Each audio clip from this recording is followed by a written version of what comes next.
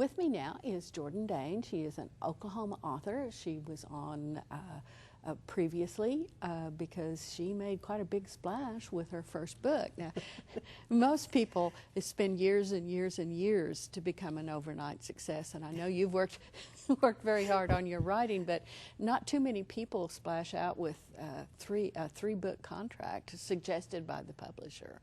So how exciting was that? Oh, that was I felt like I had all this skill of getting struck by lightning.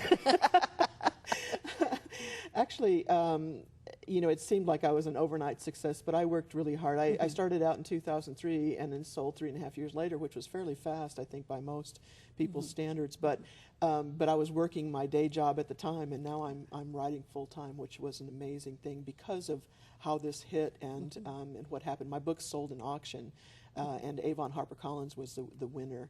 And but anyway, it's been an amazing ride.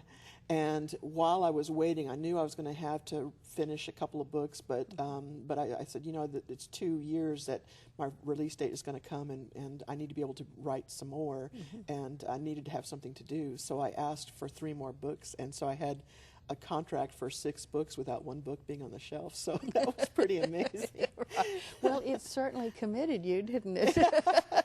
I should have been committed.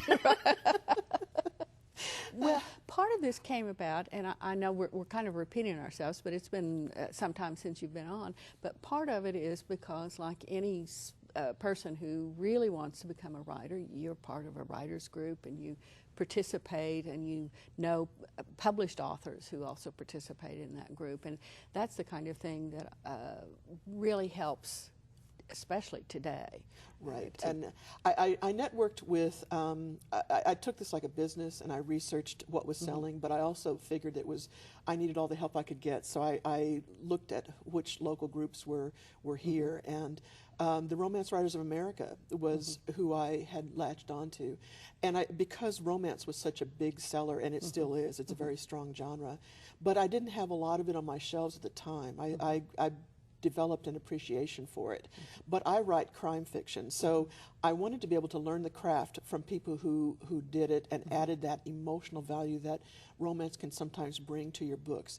And it's the emotional value that you get from the characters as they go through their struggles with the crimes and that they try to solve, and so you learn the craft from good people. And in the networking part was very helpful because one of the writers from the group actually ended up getting me discovered. And so Sharon Sala was a prominent author here in Oklahoma and an international superstar, and she writes romantic suspense, and she's an amazing author, one of my favorite authors, and she ended up discovering me and got me started and got the auction started.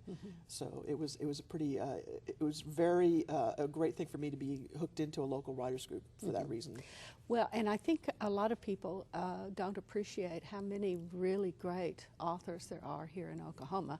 Oh, wow, yes. You know, and not just in romance. We've got several who are outstanding, but we also have some that write outstanding mystery and all of that. And there are a tremendous number of writers here in Oklahoma.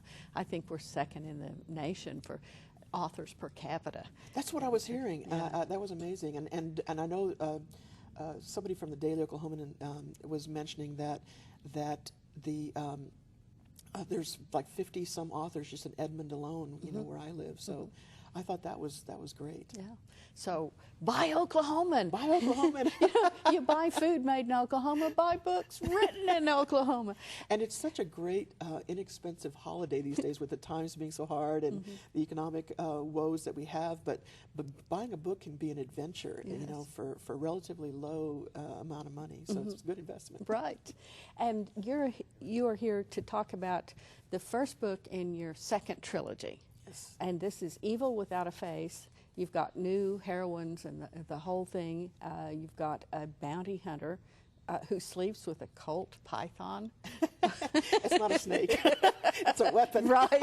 Oh, yeah, I figured that much out, and I thought, you know, there are warmer, cooler things to sleep with. She lives life on the edge. Yeah, I guess she does.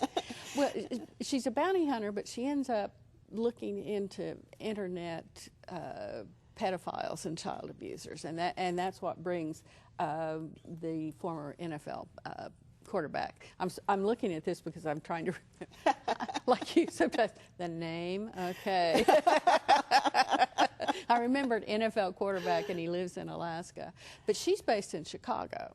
Right. I wanted this. This is a thriller, and it's very fast-paced out of the gate. And what happens is there's a huge global conspiracy that is stealing teenagers and children, and for their own purposes. And it's not what people might expect. There's a little bit of a twist on this thing. But when Nikki Archer, 17-year-old Nikki Archer, goes missing, her family goes after her from Alaska. Its base starts in Alaska, where I used to live for 10 years. And then the bounty hunter lives in Chicago, and she's chasing this global conspiracy another way. She finds it through, through a pedophile there locally, and she steals his laptop, and she gets in through the big global conspiracy that way. And then there's an international operative that's also involved that she's coming at from a different angle. So there's a lot of stories going on. It's very fast-paced. But I wanted to shed light on, this was actually based on a real crime that happened in Florida in 2000, where a 14-year-old girl was taken with an online predator.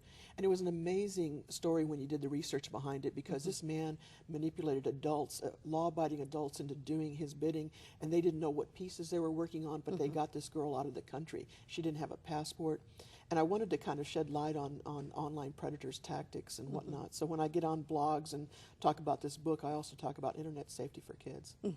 Which is very important, and highlights one of the things that I try to emphasize, which is people don't just sit down and say, oh, I think I'll write about so-and-so, and then they just start writing. They do a lot of research first. Right. There's a lot of research that comes up as you go. And I have a natural curiosity about a lot of things. So a lot of times my stories will be taken from the headlines.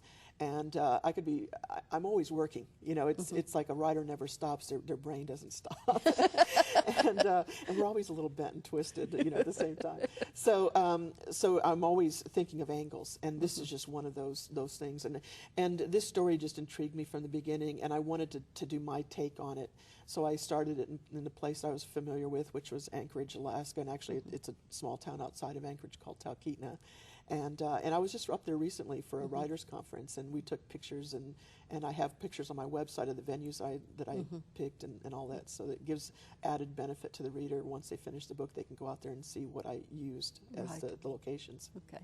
Now, Evil Without a Face, it's out now. Yes. And the next one in the series comes out in November. And it's The Wrong Side of Dead. Believe it or not, there is a wrong side. Okay. It's a each of these stories will be a standalone book, but the characters continue and their development continues. So it's best to read them in order, but if you pick up a book in the middle of the series, you won't be disappointed. It's going to be an action-packed, thriller the same way the others are, but the characters will continue. Great. And they're enthralling characters. I just love them, absolutely. Well, I want to thank you very much for being with us. Thank you very much for having me. Thanks. Jordan Dane has been here talking about Evil Without a Face. You can find it at your favorite bookstore and your local library.